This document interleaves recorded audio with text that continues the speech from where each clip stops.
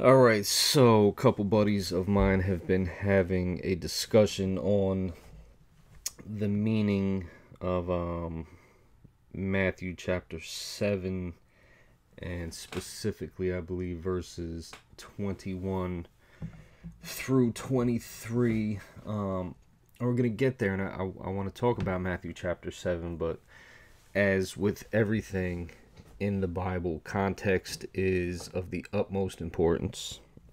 So we don't want to start, obviously, with Matthew 7:21 through 23. We want to look earlier than that, see what leads up to it, and see if we can figure out what's going on. So Matthew chapters 5 through 7, this is the Sermon on the Mount. This is Jesus giving his ethical teaching to the disciples. It follows up on the heels of Matthew chapter 4, which was it was the temptation before that. And Matthew 1 and 2, this kind of sketches out Jesus's his messianic identity. Matthew chapter 3 is his baptism, which obviously prepares him for ministry, and it has all types of typological fulfillments in it. And then he goes out into the wilderness to be tempted, which also has a bunch of typological fulfillments where Jesus is able to accomplish all of the things that Adam failed at and all the things that Israel failed at. So Jesus undoes all of the bad work that's been done already. And then we come into his public ministry in Matthew chapter 5, Sermon on the Mount. That's where the Beatitudes are, and blessed are the poor, blessed are the meek, so on and so forth. And we get down to chapter 6 here, and this is where I want to start, because I think this really this sets the stage for what happens in Matthew chapter 7. So if we read, he says, "Beware of practicing your righteousness before other people in order to be seen by them, for then you will have no reward from your Father who is in heaven." This is the ESV I'm reading from. So he starts off with a warning, obviously, beware. This is a warning to his disciples.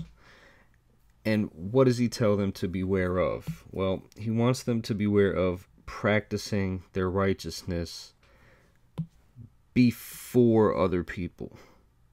But not just practicing their righteousness before other people. He wants them to beware of practicing their righteousness before other people with a specific intent. So if you practice your righteousness before other people in order for what? To be seen by them, well, what's the result? Then you will have no reward from your Father who is in heaven. So this sets the stage right here for what follows, and we're going to see that this is a theme that carries throughout chapter 6 and really goes into chapter 7. But he's warning them, if you're going to practice righteousness, you don't do it in front of other people with the intention that you'll be seen by them. You don't want the credit for the righteousness that you do, because if that's your intention, if you practice this righteousness in order to be seen, you'll have no reward. No reward from who? From your Father who is in heaven.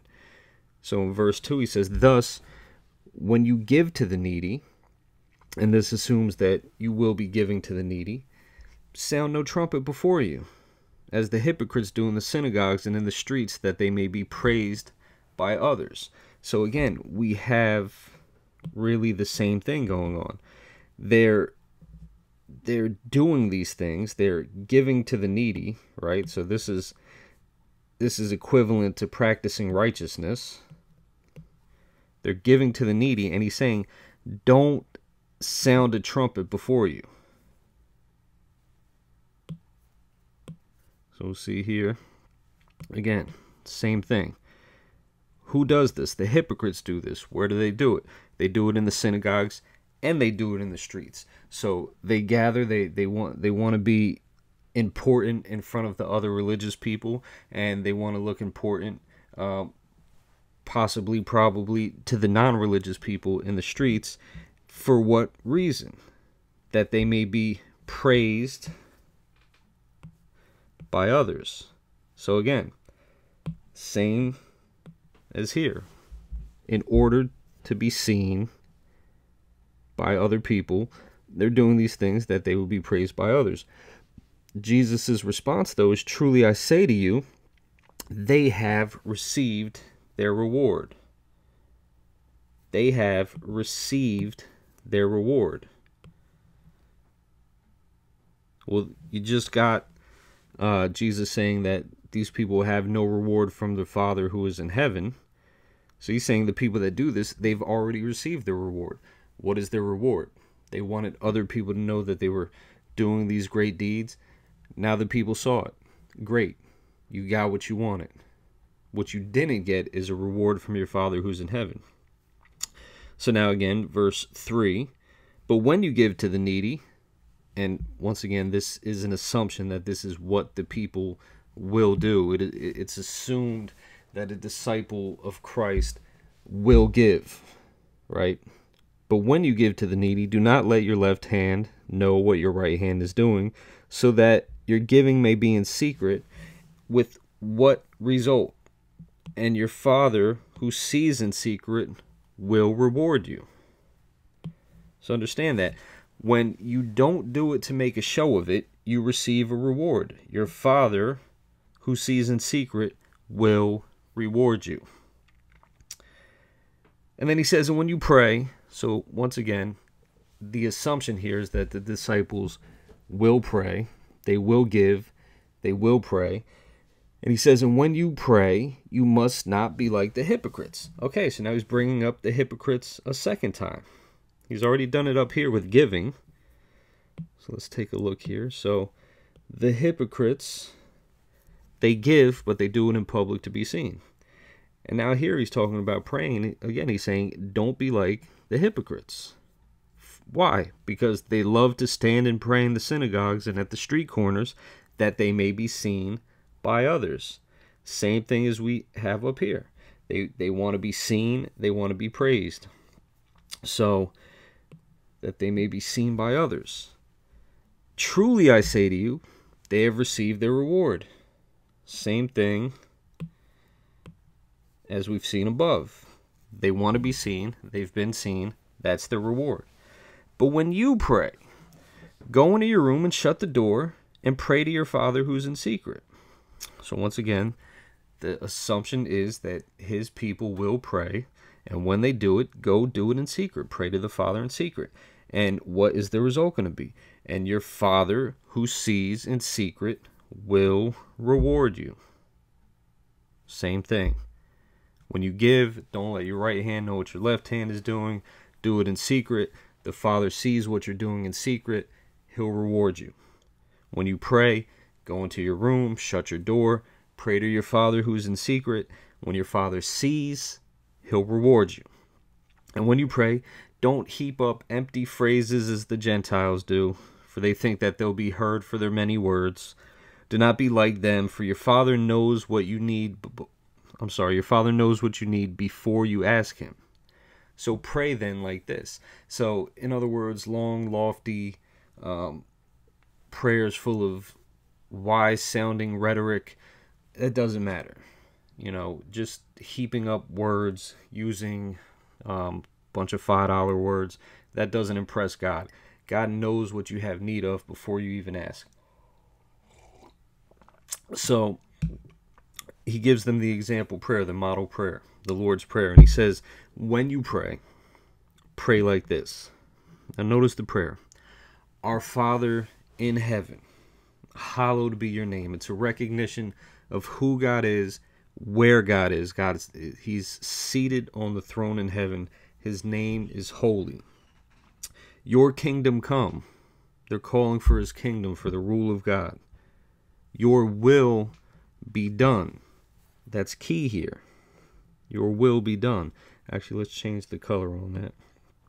I'm going to go here. Super important. In the model prayer, it's a recognition of who God is, where he's seated, how he rules. You're calling for his rule to come, but for his will to be done. This is central. You want his will to be done on earth as it is in heaven, right? So the same way that heaven functions under the rule of God, perfection in heaven right now, it's this not yet that we're waiting for. The prayer is for that not yet to become the already. You know, we all know of this already not yet distinction. We want the eschatological to come to the present. So your kingdom come, your rule come, your will be done on earth as it is in heaven. Give us this day our daily bread, and forgive us our debts as we have forgiven our debtors. And lead us not into temptation, but deliver us from evil. So this is the model prayer. This is how Jesus instructs his disciples to pray. Pray in this way. Pray for these types of things. Recognize who God is. Pray for his will to be done on the earth as it is in heaven. Pray that the people who have done you wrong or that you owe to will be forgiven so that you also can be forgiven. Pray these types of things. For if you forgive others their trespasses, your heavenly Father will also forgive you. But if you do not forgive others their trespasses, neither will your Father forgive your trespasses. So up until this point, on giving and praying, we have Jesus setting this theme. Don't be like the hypocrites. Don't do it for show. Don't do it for the accolades of men. Do it in secret, and you'll be rewarded by the Father for what you've done in secret. Now he comes to fasting. And when you fast, so again, he starts off when you give. Then he says when you pray. And now he's saying when you fast, do not look gloomy like the hypocrites. So he's bringing the hypocrites back into the mix. We don't want to be like the hypocrites. They look gloomy, for they disfigure their faces that their fasting may be seen by others. You know, they walk around disheveled. They want people to know that something is going on. He's saying don't do that. Truly I say to you, they've received their reward. They want people to know they're fasting. Great, people know it. Oh, you look terrible. What's wrong? Oh, I'm fasting. I'm weak. I'm hungry. Oh, yeah? There's your reward. They've recognized what you're doing. So they've received their reward. See the theme? Constant theme. Don't be like the hypocrites. They do what they do because they want to be seen. They want the glory for themselves. They want the recognition for themselves. But when you fast, anoint your head, wash your face, that your fasting may not be seen by others, but by who? But by your Father who is in secret. And your Father who sees in secret will reward you. Same thing 3 times. When you give, when you pray, when you fast, do what you're doing in secret so that God may see you and reward you. Because when you do it in public and when you do it for show, it's for other men to recognize you. God does not reward that. And then he says, do not lay up for yourselves treasures on earth where moth and rust destroy and where thieves break in and steal, but lay up for yourself treasures in heaven where neither moth nor rust destroys and where thieves do not break in and steal. For where your treasure is, there will your heart be also. So again, this follows up on these hypocrites. You know, they're doing the right things, but they're doing them for the wrong reasons. They're doing them for the recognition. And he's saying if your treasure was in heaven, you'd be laying up things in heaven. But you're gathering treasures on earth. So rather than doing the things in secret so that your Father may reward you, you're concerned with the here and now and with the accolades of man. Right? But moth and rust, they destroy that type of treasure. We want a treasure that's going to last into eternity. Because wherever your treasure is, that's where your heart's going to be. If my treasure is in heaven with the Father, my heart is going to be there to want to do the Father's will. I'm going to be praying, Father, thy kingdom come, thy will be done on earth as it is in heaven, rather than, oh, listen to my loud prayers on the street corners and in the synagogues. Listen, look at how disfigured my face is and how weak I look from my fasting. Look at all the money that I've given to the poor and the needy. That's treasure for here. That's not praying that God's will be done.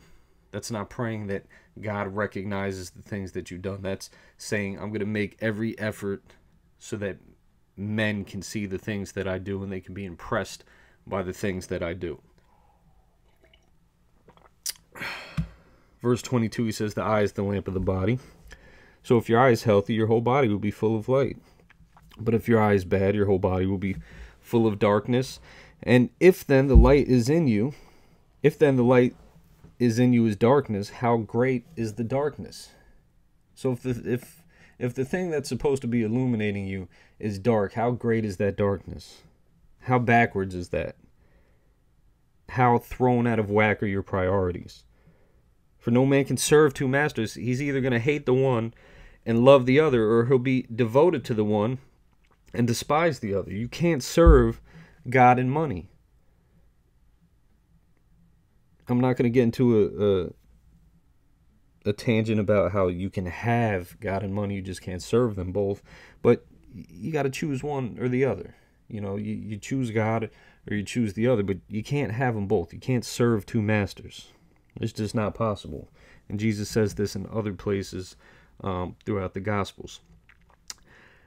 But now verse 25, he says, therefore I tell you, don't be anxious about your life, what you'll eat or what you'll drink, nor about your body, what you'll put on. Is not life more than food, and the body more than clothing? Look at the birds of the air. They neither sow nor reap, nor gather into barns, and yet your heavenly Father feeds them. Are you not of more value than they? And which of you, by being anxious, can add a single hour to a span of life? And why are you anxious about clothing? Consider the lilies of the field and how they grow. They neither toil nor spin.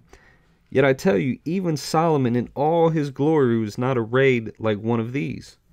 But if God so clothes the grass of the field, which today is alive and tomorrow is thrown into the oven, will he not much more clothe you, O you of little faith?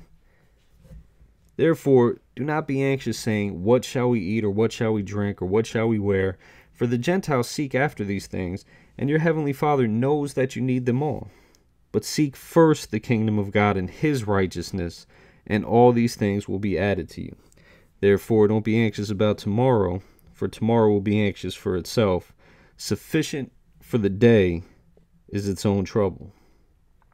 So when he's saying, you know, God already has need, or already has knowledge of the things that you need, he's really just building upon what he said earlier, that it doesn't matter how many words you heap up in your prayers. God knows what you need before you even ask. And this played out practically, right? You're sitting there worrying about how am I going to put food on the table? How am I going to keep warm? How am I going to take care of my family? How am I going to do all this? And he uses these examples of birds and flowers and grass and, just things that are taken care of. And look at the beauty and look at how they don't worry a thing. And you mean so much more to God. So it's about trusting God. It's about not toiling and not working for things that God is going to provide. He's saying God already knows what you need, and he'll provide these things. So don't be anxious. Don't worry about it. Just worry about what's going on today. Sufficient for the day is its own trouble. And now we come into chapter 7.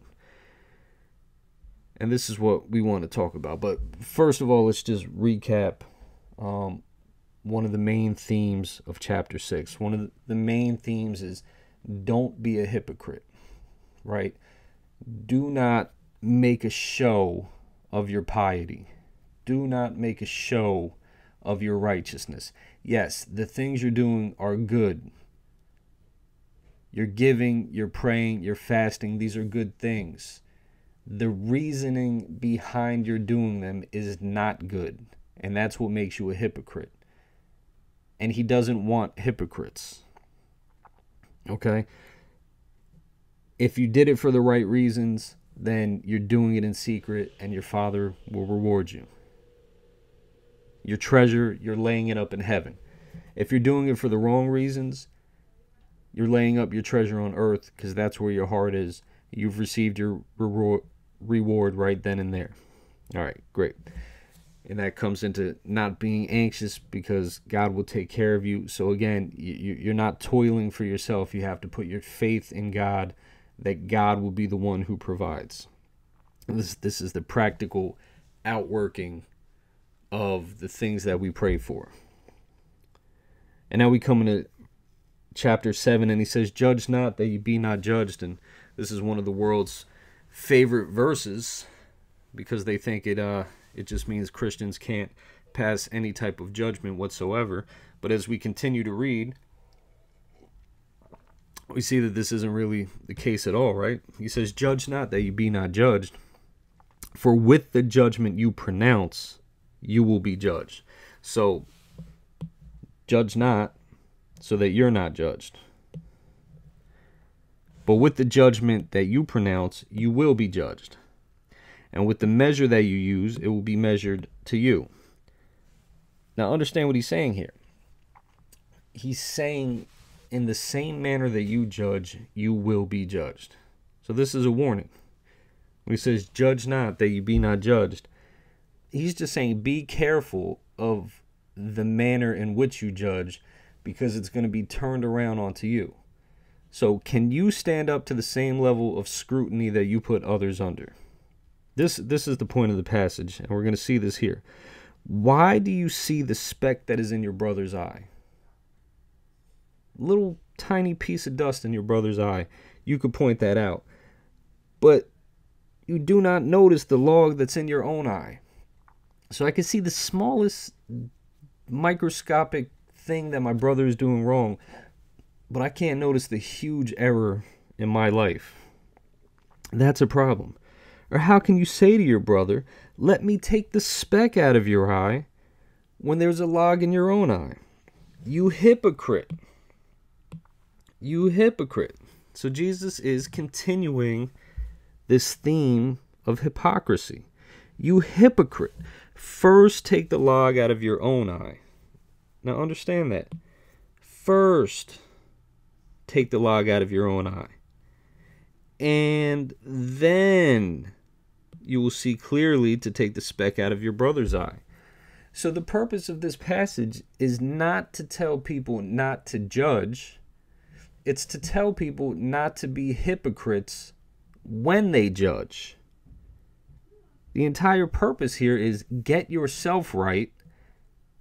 And in the process of getting yourself right, now you'll be able to see clearly on how to help your brother get right. So the purpose here is not to not judge at all. It's to make a righteous judgment. It's to not be a hypocrite in your judgment. Don't do something that's worse than what your brother is doing, and yet you give yourself a pass while you condemn your brother. No, absolutely not. It's saying recognize the sin or the error or the whatever in your own life. Get that right, and then you can help your brother out. Verse 6, "Do not give dogs what is holy, and do not throw pearls before pigs, lest they trample them underfoot and turn to attack you." Verse 7, "Ask and it will be given to you. Seek and you will find. Knock and it will be open to you. For everyone who asks receives, and the one who seeks finds, and the one who knocks, and to the one who knocks it will be open. Or which one of you, if his son asks him for bread, will give him a stone? Or if he asks for a fish, will give him a serpent? If you then, who are evil, know how to give good gifts to your children, how much more will your Father who is in heaven give good things to those who ask him?" So the point is it's pretty self-explanatory here. It's saying if you go after God, God's going to, be receptive and respond. If you ask he'll give. If you seek, you'll find. If you knock, it will be open to you. And he's saying even people with evil in their hearts know how to feed their children, know how to give good gifts to their children, to the people that they love. So if you can give good gifts to these people that you love, to your children, how much more will your Father, who is in heaven, give good things to those who ask him? God rewards his children with the things that they ask him. And even though it's not in the text, I would say that the subtext here is to those who ask according to his will. Because, this is still following up on the Lord's Prayer. He's told his disciples how to pray. And one of the central aspects of the prayer is to pray for the Father's will to be done on earth as it is in heaven. So when you're seeking, when you're asking, when you're knocking, it should be with the intention that, Father, I want your will on earth as it is in heaven. I want you to rule here. I want your kingdom to come. I want everything that you want. So let me ask according to your will. And then you, God who is in heaven, the Father who is in heaven, you will give those good things to those that ask. In verse 12, so whatever you wish that others would do to you, do also to them. For this is the law and the prophets. Same thing. What the treatment you want to give. Again, he doesn't have to say hypocrite here, but that's what it is. If you expect to be treated well and you treat others poorly, you're a hypocrite. But if you expect to be treated well, then you should treat others well. You don't want to be like the hypocrites. Enter by the narrow gate, for the gate is wide and the way is easy that leads to destruction. And those who enter by it are many. For the gate is narrow and the way is hard that leads to life, and those who find it are few. So the things that Jesus is calling his disciples to, they're not easy things by any means. It takes effort. The easy way to go is to be like the hypocrites. It's to say one thing and do another. It's to do one thing and say another. It's to do the right thing for the wrong reason. That's the easy way. But to get your heart right and to do the right things for the right reasons and to do them in secret so that only the Father sees and that you don't receive these rewards from men, that's the difficult thing. That's the narrow path. Treating people the way that you want to be treated, even if they don't respond in kind. Now remember, look what he says. Whatever you wish that others would do to you, do also to them. It doesn't say what others do to you, do to them. It says what you wish they would do to you, do to them. So you may never receive the treatment that you want, but you still have to treat others with the treatment that you want. That's a big thing, and it's a difficult thing. And this is the narrow gate. This is the way that's hard, but it leads to life. Not many find it. There's few that find it. And now here really is the crux of the issue. This is the issue that my brothers have been discussing. And beware false prophets, verse 15, who come to you in sheep's clothing, but inwardly are ravenous wolves. So, in other words, they come to you looking one way, sheep's clothing, but inwardly they're another way, ravenous wolves. So again, hypocrisy. It looks one way, but it's really another. But how do we know them? He says, you will recognize them by their fruits. Now he's talking about false prophets here.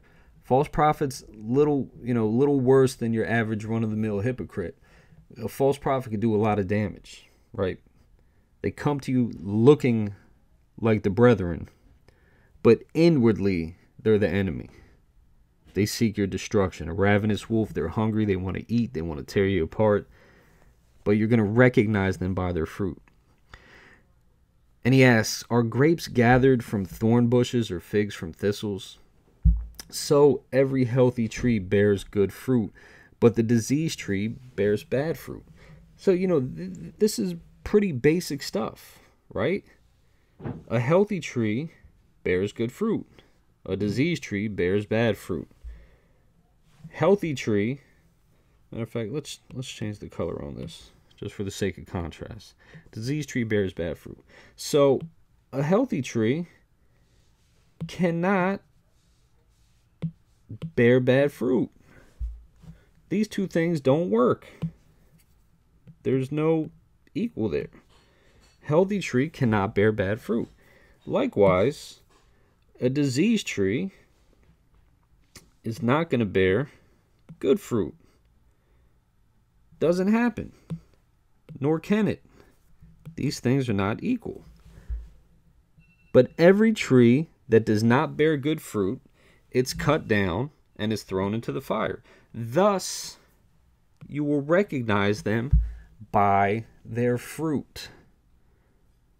So the point here is that it doesn't matter what something looks like. You know, I'm sure there's all types of trees out there that look similar, but once they bear their fruit, you can distinguish them from one another. Once you see the things that they're doing, you could distinguish them from one another, because the fruit that comes out is what was contained within. Right? You look at the wheat and the tares. If you've ever seen what a tare looks like, it looks just like wheat until it's time to bear fruit. Once it comes to maturity and the wheat bears fruit, you see that fruit, and the wheat starts to bow down and, you know, to hang over heavy, and the tare just doesn't bear any fruit. It's there to do nothing but suck off the resources of the wheat. So it stands up proud, and you know, many preachers throughout the centuries have made this point. So the one bows down low, the other one stands up tall and proud. But point being, before the season for fruit comes along, you really can't tell the difference. They look nearly identical. So here you have wolves that are in sheep's clothing. So they look one way, but they act another. But we know them by their fruit, because healthy trees bear good fruits, diseased trees bear bad fruit. One cannot bear the other. This is how we recognize them. And now he says to me, not everyone who says to me, Lord, Lord, will enter the kingdom of heaven, but the one who does the will of my Father who is in heaven. Now look at that. The one who does the will of my Father who is in heaven. Again, he's picking up on this theme that ran all throughout the chapter before. Doing the will of the Father who is in heaven. Not doing things openly for the accolades of men, for the recognition of men, but doing things according to the will of the Father. Living out the Lord's Prayer. Thy kingdom come, thy will be done on earth as it is in heaven. So everyone who comes up to him saying, Lord, Lord, that doesn't guarantee them entrance into the kingdom on the day of judgment. You know, there's going to be plenty coming up saying, Lord, Lord, and they haven't done the will of the Father who's in heaven. He says, on that day, many will say to me, Lord, Lord, did we not prophesy in your name, and cast out demons in your name, and do many mighty works in your name? And then I will declare to them, I never knew you. Depart from me, you workers of lawlessness. And this is the issue that my friends have been discussing. This whole idea of depart from me, I never knew you, you're workers of lawlessness. But notice, I'm just on a side note here. When they're saying Lord, Lord here, I really believe that this is one of the most overlooked yet clear examples of the deity of Christ in the Gospels, because, you know, in the Greek translation of the Hebrew Bible, in the Septuagint, they would have said Lord God, which in Hebrew would have been Adonai Yahweh. They say it like this, kitty, kitty, or I'd have to look. I'm pretty sure it's in the vocative here, but I believe it's kitty, kitty. But the point is that, you know, Adonai Yahweh would have been translated kitty, kitty, which is what we see here. So this is like, you know, Jesus is saying, not everyone who comes up to me and says Adonai Yahweh, doesn't mean they're going to enter the kingdom. That's just on a side note. But the one who does the will of the Father who's in heaven. On that day, many are going to say to me, Lord, Lord, Adonai Yahweh, did we not prophesy in your name? So look at this. He just got done telling us what? He says, we will recognize them by their fruit. And now he's talking about fruit here. They're going to come up saying, did we not prophesy in your name? Well, the question to ask, is prophecy good fruit or bad fruit? That's the question. Well, if it's an accurate prophecy, it's good fruit, without question. Obviously, if it's not accurate, then it's bad. But let's assume that this is good fruit. Prophecy is good fruit. They're prophesying in his name. But now look, and cast out demons in his name. So again, is casting out demons good fruit or bad fruit? Undoubtedly, casting out demons is good fruit, without question. To this, we can go forward a few chapters in Matthew's gospel, and Jesus will explain to the people when they accuse him of having a demon and casting out demons by the power of Satan. He says a kingdom that's divided against itself cannot stand. Satan cannot cast out Satan. So if these people cast out demons in the name of Christ, well, guess what? That's good fruit. They've done a good thing. And they can't do it outside of the power of God. In Mark's gospel, the disciples come up to Jesus and they say, we saw people casting out demons in your name and we forbid them. And Jesus is like, why did you forbid them? If they're not against me, they're for me. So let them go on and continue doing what they're doing. So 2 examples of good fruit. Prophecy, casting out demons, right? And do many mighty works. So many mighty works could be anything. It could be healings. It could be, various miracles. Very, very, very broad heading. But many mighty works, again, we want to ask, is this good fruit or is this bad fruit? And you would assume that it's good fruit, right? And they did it in Jesus' name. But then the response is what seems so perplexing. He declares to them, I never knew you. Depart from me, you workers of lawlessness. So I guess the dispute between my friends here, it's, they're discussing, were these people ever saved? Were they, saved at one point and then not saved? Were they never saved to begin with? I really don't think salvation is even the point of the passage. I don't see salvation really at all in the context. Because remember, we're still in the Sermon on the Mount here. Salvation doesn't seem to be the point. This is the judgment, right?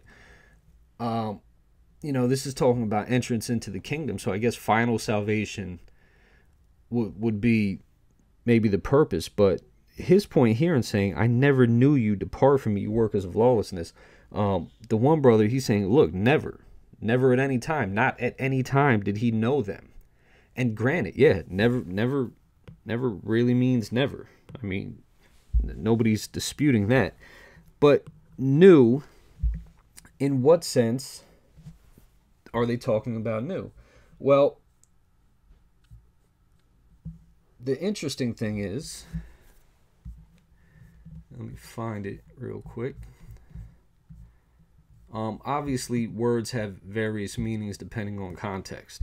So, BDAG, that's Bauer, Danker, Arndt, and Gingrich. This is the standard lexicon that you would use if you're doing any type of work in the New Testament or early Greek Christian literature.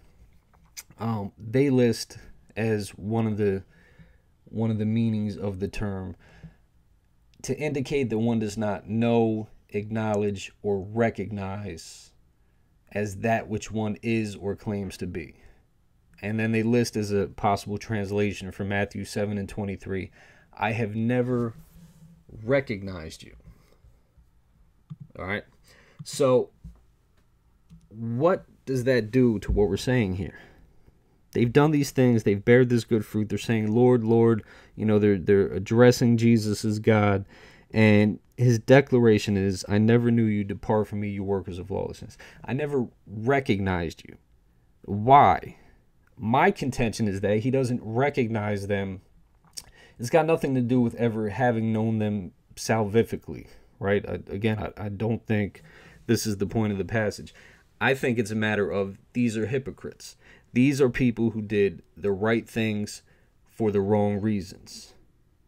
Not everyone who says to me, Lord, Lord, will enter the kingdom, but the one who does the will of my Father who is in heaven. So the fact that he's telling them to depart tells us that they have not done the will of the Father who is in heaven, right? This depart is antithetical to doing the will of the Father, because the one who does the will of the Father, they enter in, not the one who bears good fruit in and of itself, right? Because all of these things, when praying, fasting, giving, all of that is good fruit. But when it's done to be recognized by men, the reward has been received then and there.